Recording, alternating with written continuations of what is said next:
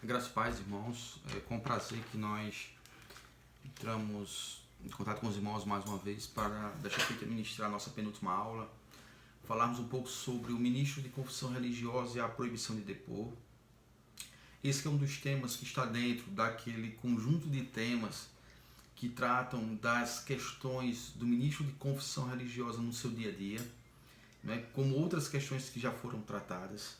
É um tema por demais interessante e que nos remete à ideia de ética cristã, de proteção não apenas da atividade do ministro de confissão religiosa, mas dos seus pares.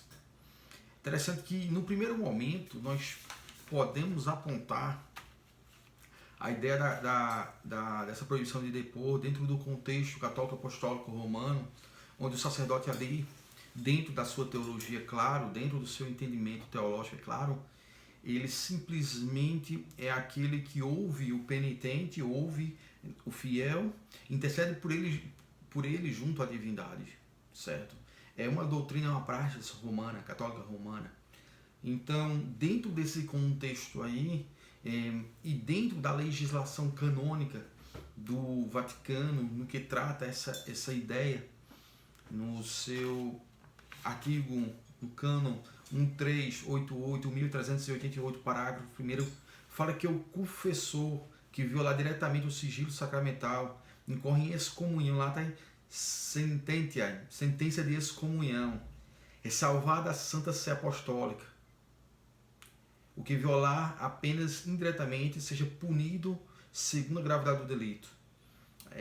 Que violarem os segredos sejam punidos com pena justa, sem exceptuar a excomunhão. Então, assim, essa excomunhão, essa expulsão do rol dos sacerdotes, ela é uma praxis dentro desse contexto. Quando o ministro de confissão religiosa simplesmente ele viola, né, esse dever de guardar segredo aos fatos, às questões que lhes são trazidas pelo o confessor, aquele que confessa, né, o penitente, dentro de uma linguagem mais voltada dentro desse contexto da Igreja Católica Apostólica Romana. Nossa legislação, dentro da seara criminal, Código de Processo Penal, no artigo 207 diz o seguinte: são proibidos de depor as pessoas que, em razão de função, ministério, ofício ou profissão, devam guardar segredo, salvo se desobrigadas pela parte interessada quiserem dar o seu testemunho. Interessante que a nossa legislação, embora ela fale que eles são proibidos de depor, ela deixa uma ressalva.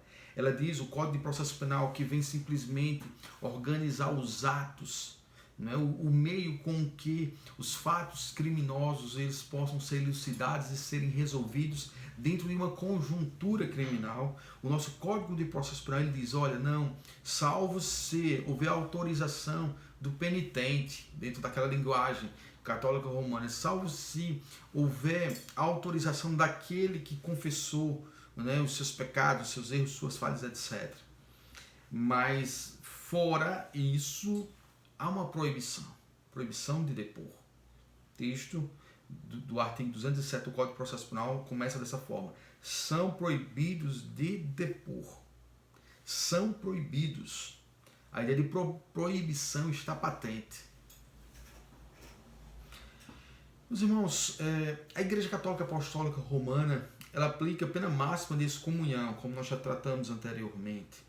E o professor Felipe Aquino, ele trata sobre isso, ele diz o seguinte: a igreja, como boa mãe, ela protege cada um dos seus penitentes e não permite que seus pecados sejam revelados pelo sacerdote. E aplica a pena máxima de excomunhão ao sacerdote que violar o segredo da confissão. De certo, nós temos que fazer aqui um paralelo entre o ministro de confissão religiosa católico e o ministro de confissão religiosa protestante, no caso de matriz protestante, né, de confissão evangélica.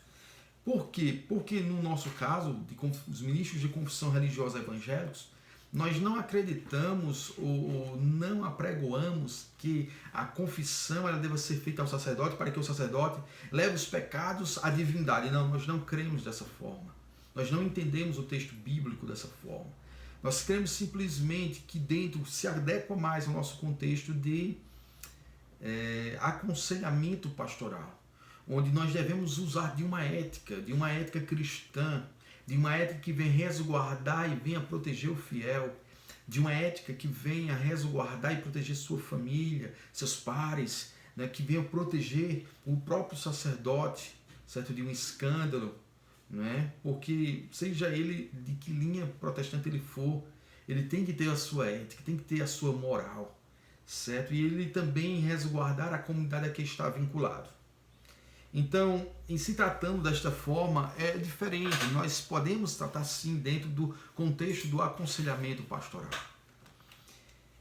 O professor Aquino ainda diz o seguinte, ele diz, olha, o sacerdote está impedido também de usar quaisquer informação que tenha obtido em confissão, se isto puder prejudicar o penitente. Por exemplo, mesmo que um sacristão, você veja que, de certa forma, nós estamos tratando dentro do contexto apostólico romano, católico. O sacristão, ele revelasse ao confessor que ele rouba objetos da igreja, o confessor não teria o direito de demitir esse funcionário, pois estaria fazendo uso da ciência adquirida em confissão com prejuízo para o penitente. Então, como nós podemos ver aqui, há todo um conjunto de entrelaçada, todo enraizado, assim, não apenas a ética cristã, mas dentro daquele contexto que nós estamos tratando do catolicismo romano, a legislação, não é? O cânon daquela igreja, ele trata dessa forma.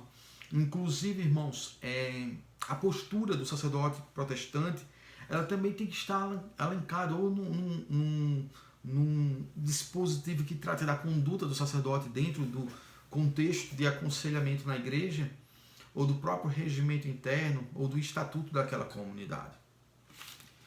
Interessante que, trazendo um pouco de um levante histórico, essa ideia da confissão do penitente, ou do membro ali, do fiel, ela remonta à história, e desde os primórdios ali do cristianismo, já depois do século, ou aproximadamente século IV, né, o próprio Santo Astério, bispo de Amazzélia, né, 140 depois de Cristo, ele já tratava dessa ideia de que deveria haver sim uma proteção ao penitente. O próprio Santo Agostinho de Hipona, ele vem e aponta que era contemporâneo de Astério, da mesma forma, garantia sigilo e condenava aqueles que revelavam qualquer palavra dita em confissão. Isso em seu sermão número 82, pontos 8 e 11. Na Idade Média não era diferente, com o Papa Inocêncio III, São Tomás de Aquino, na Suma Teológica, suplemento, questão 2, artigo 4c, Papa Inocêncio XI, entre outros. Então, assim, dentro da seara processual, ainda retomando a questão processual penal, juntamente com o Ministério, temos outros institutos, o ofício, profissão e função. O professor Polaschi distingue muito bem cada instituto, senão vejamos, na função. O que seria a função? É o exercício de atividade por força de lei, decisão judicial ou convenção, exemplo de funcionário público, do tutor, dentre outros. O ministério é a atividade decorrente de condição individual ligada à religião, a exemplo dos padres, irmãs de caridade, pastores, dentre outros. E a profissão, que é qualquer atividade desenvolvida com fim lucrativo, como ocorre com engenheiros, médicos e advogados. Desta forma, resta claro que a legislação penal proíbe ao ministro religioso, no exercício de seu ministério, o depoimento de fatos que assim tenham sido narrados na condição de ministro e em particular. Salvo, como nós lemos lá atrás, no artigo 207 do Código de Processo Penal, quando há anuência, quando há permissão da parte, certo? Mas há um contexto de ponderação. Temos que ver se é cabível, temos que ver se vai expor a comunidade, expor o ministro, expor principalmente o fiel. Tá ok? É excludente do Código de Processo Penal, salvo se desobrigados pela parte interessada quiseram dar o seu testemunho, não se aplica quando previsto no direito canônico da respectiva crença disposta proibitiva. Então entendam, você pode ter a autorização do Código de Processo Penal, como colocado aqui, mas pode sim ter uma proibição canônica, ou dentro do estatuto da sua denominação, e sofrer as penas se cometer tal prática, se fizer essas declarações ou fizer essa confissão. mesmo que protegido pela legislação processual penal, ainda assim você vai responder internamente, interna corporis, dentro de sua comunidade. Por fim, o sacerdote católico, o padre possui a obrigação de total segredo sobre a confissão, no direito canônico da Igreja Católica Apostólica Romana, podendo inclusive ser excomungado, como dissemos anteriormente. Já nas demais igrejas protestantes não é comum tal proibição em seus estatutos sociais ou regimentos internos, o que não impede sua previsão, ok? E é o que ensina Nelson Nery Jr. e tal. O sigilo religioso, ainda que dispensado pelo interessado, pode não ter o condão de liberar o religioso, mesmo que haja. Mesmo que o interessado, que o fiel diga, não, o senhor pode depor. O senhor pode, eu estou arrependido, eu quero mudar de vida, eu cometi um erro e eu quero responder por esse erro. E o senhor tem conhecimento desse erro, o senhor pode depor como testemunha. O ministro religioso pode se recusar. Tá ok?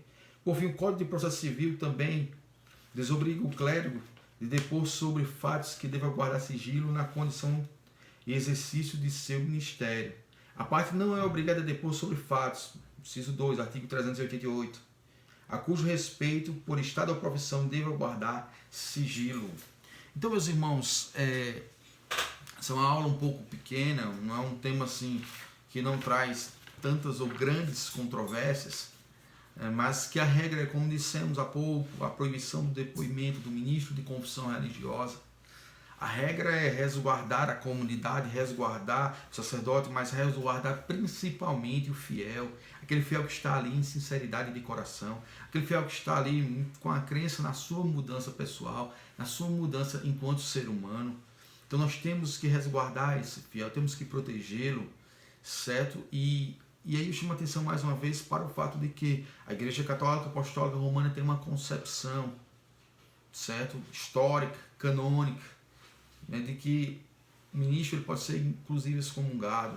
Dentro do contexto apostólico romano, o ministro ele tem essa ideia de intermediário entre o fiel e a divindade. Dentro do contexto cristão, protestante, aqueles que têm o seu viés dentro dos ditames da reforma protestante, não é substancialmente diferente. Porque aí o que é que nós temos por certo, dentro desse contexto desse ensinamento? De que o ministro simplesmente é aquele que está ali para exercer um aconselhamento, um direcionamento, uma orientação ao clérigo, não apenas ao clérigo, mas ao fiel, das suas práticas, ouvindo-as e guardando dentro de uma ética cristã, todos aqueles pontos, apresentando também e orando com e por ele, por esse fiel, mas levando essas questões ao conhecimento da divindade, ao conhecimento de Deus. Sempre, como eu disse, com muito respeito, com muita ética, não é? Resguardando a vida daquele, certo? Então eu acho que é cabível, eu acho que é louvável essa posição. Então louvamos a Deus nesse momento, pedimos ao Senhor que venha ao nosso encontro, que fale aos nossos corações, que nos ensine a forma como devemos proceder no nosso dia a dia. Certo? Que Deus ele abençoe o STEC, abençoe a coordenação, a direção, a secretaria, o corpo docente, os professores, os colegas, abençoe os corpos discentes, cada aluno do STEC. Deus renove sua fé, que Deus renove seu coração, não é? Que você se sinta revigorado para o segundo semestre. Oremos para essa instituição que forma homens e mulheres de Deus para proclamarem a santa palavra, para proclamarem o santo evangelho. Nós bendizemos ao Senhor e agradecemos mais uma vez no nome do Senhor Jesus.